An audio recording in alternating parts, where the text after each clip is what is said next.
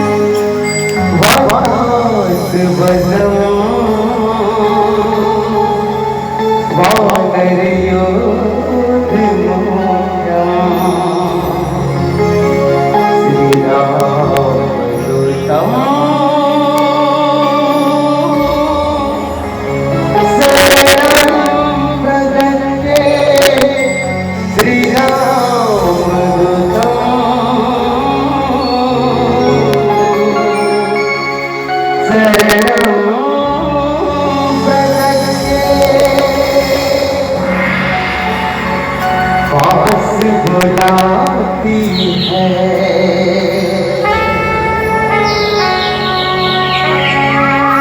दिल जब सताती है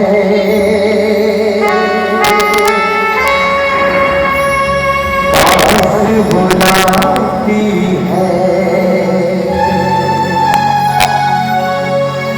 जान ये जाती है